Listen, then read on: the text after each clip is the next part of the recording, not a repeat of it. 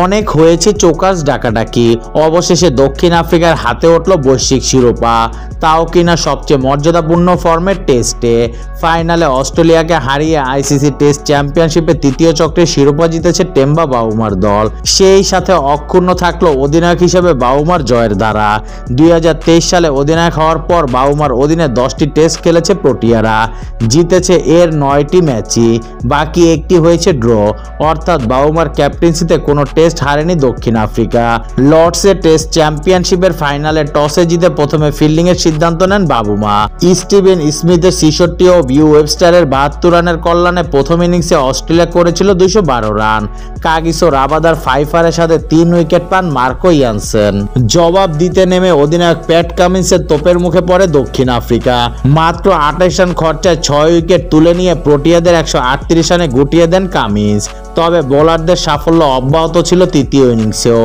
এবার স্টার্ক মাথা তুলে দাঁড়াতেই 200 পেরিয়েছে অস্ট্রেলিয়া। 136 বলে 58 রান করে অপরাজিতই থাকেন স্টার্ক, যা তার ক্যারিয়ারে 11তম অর্ধশতক। এছাড়া 43 রান আসে অ্যালেক্স ক্যারির ব্যাট থেকে।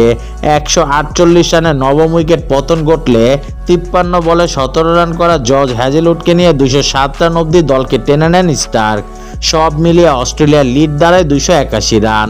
দক্ষিণ আফ্রিকার পক্ষে রাবাদা 4টি, লঙ্গি এনগিরি 3টি উইকেট শিকার করেন। ফাইনালে মেজাজ অনুযায়ী 282 রানের লক্ষ্য মোটেও মামুলি নয়। তবে এইডেন মার্করাম ও অধিনায়ক টেম্বা বাবুমা অজিদের সব হিসেব নিকেশ পণ্ড করে দেন। দলীয় 9 রানে রিয়াল রিকেলটন ও 70 রানে ইয়ান মুল্ডার বিদায় নিলে দলের হাল ধরেন এইডেন মার্করাম ও টেম্বা বাবুমা। তৃতীয় দিন শেষে 38 ওভারে প্রোটিয়াদের কোনো উইকেট তুলতে পারেনি বর্তমান চ্যাম্পিয়নরা।